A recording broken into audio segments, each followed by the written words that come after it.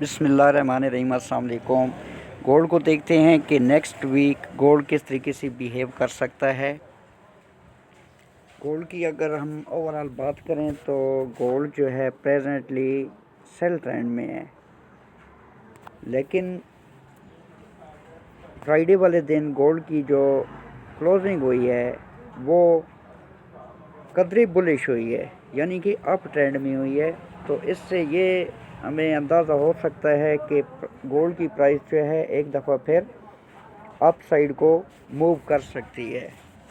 तो गोल्ड की मूव को अगर मैं एक्सप्लेन करूं तो अभी जब गोल्ड की मार्केट क्लोज हुई है तो उस टाइम गोल्ड की प्राइस 1946 या 47 के राउंड अबाउट थी। मंडे वाले दिन पॉसिबिलिटी है कि गोल्ड की प्राइस डाउन साइड को आए, और ये जो एक लेवल मैंने लगाया हुआ है, ये अगर आप देखें ना, ये लेवल है 1944 से लेकर 1947। ये जो लेवल है ये एक बहुत ही इम्पोर्टेंट लेवल है। अब अगर ट्रेंड लाइन की हम हेल्प लें और ट्रेंड लाइन के हिसाब से हम गोल्ड को देखें तो गोल्ड की प्राइस जो है ये नीचे से ऊपर मूव कर रही है। ठीक है, ये देखें, ये एक लो लगा, गोल्ड ने पिछले हफ्ते लो लगाया 1936 या 37 का।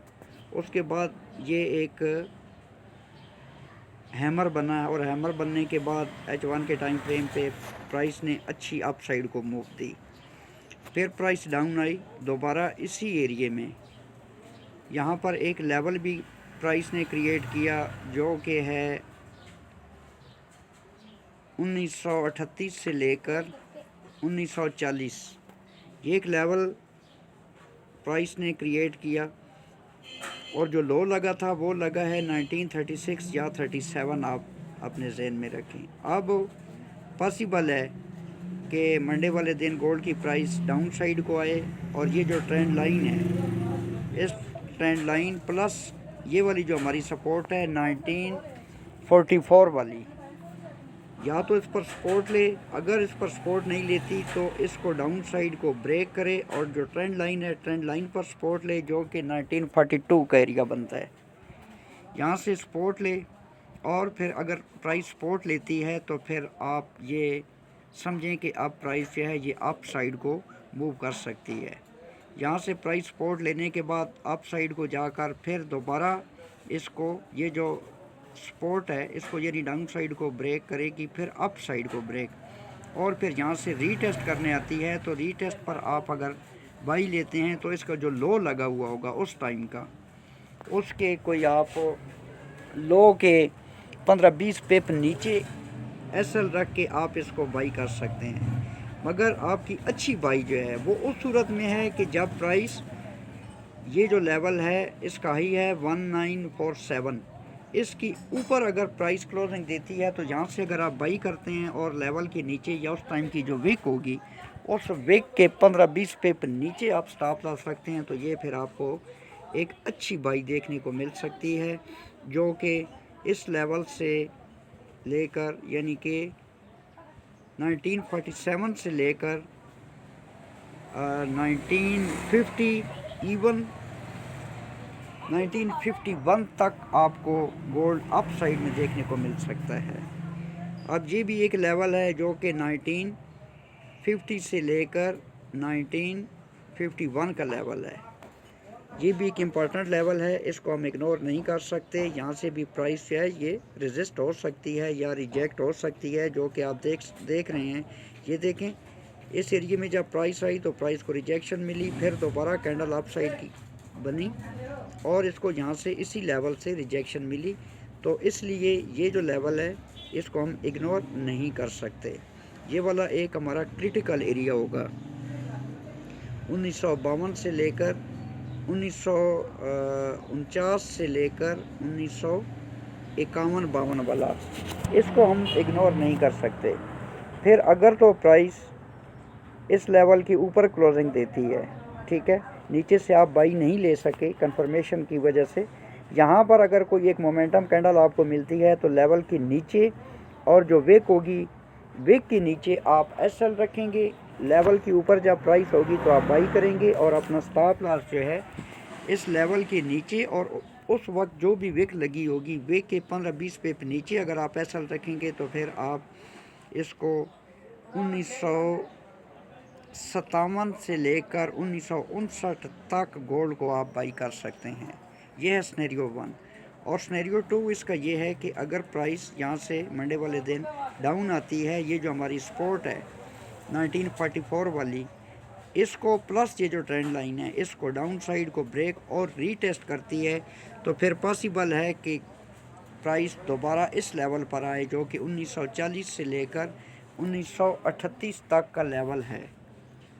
ये पास्ट में अगर आप देखें तो मार्केट इसी लेवल को रिस्पेक्ट करती हुई आ रही है, लेकिन जो लो लगा है वो लो लगा है 1936 या 37 का।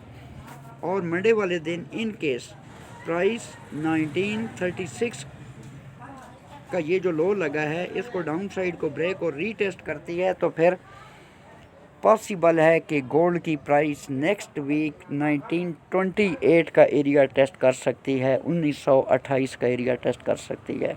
इसमें फंडामेंटल न्यूज़ शामिल नहीं है, टेक्निकली एनालिसिस हैं, तो ये टेक्निकली बेस पे मैं एनालिसिस कर रहा हूँ। जब वो फंडामेंटल न्यूज़ आएगी तो फिर तो सिनेरियो ही चेंज हो जाता है, उस टाइम आपके तमाम टेक्निकल जो हैं वो फेल हो जाते हैं।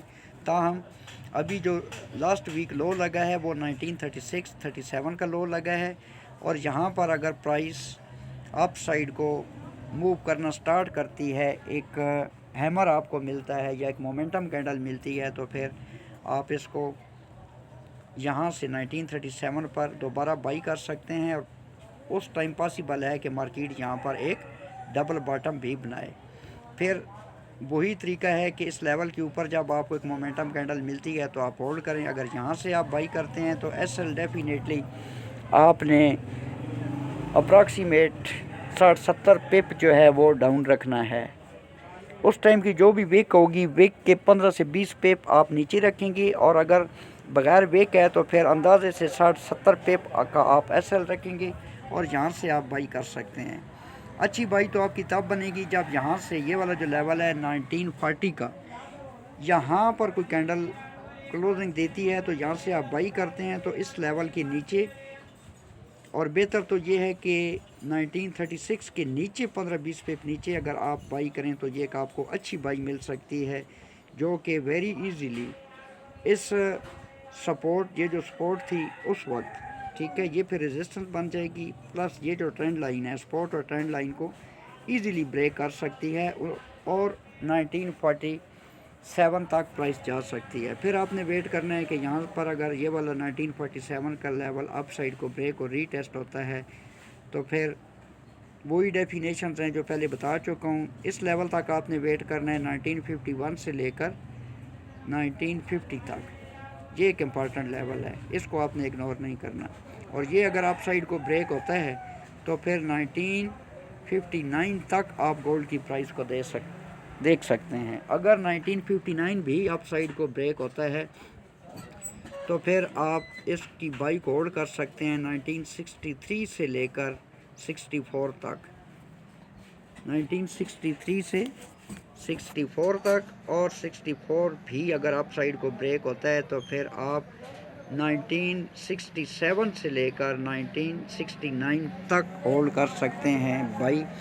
और जब ये वाला एरिया, ये वाला जो लेवल है 1969 वाला, यहाँ पर एक मोमेंटम कैंडल क्लोजिंग देती है तो फिर 1975 एक दफ़ा फिर प्राइस टेस्ट कर सकती है।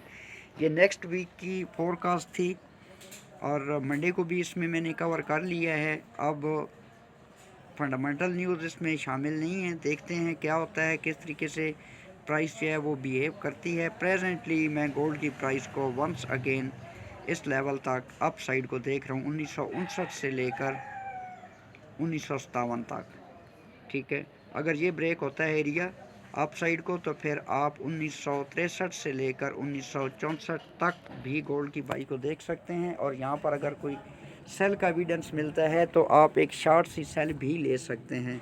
क्यों? कि प्राइस हमेशा एक ही साइड को मूव नहीं करती। पॉसिबल है कि यहाँ से फिर करेक्शन करने प्राइस यहाँ पर आए और यहाँ से फिर एक दफ़ा अप साइड को मूव करे। और अगर 1969 ये वाला जो लेवल है अप साइड को ब्रेक और रीटेस्ट होता है तो फिर 1975 तक प्राइस जा सकती है और गोल्ड दोबारा से बुलिश हो सकता है। अपना बहुत सारा ख्याल रखना, मुझे दुआओं में याद रखना। टेक केयर, अल्लाह हाफिज़।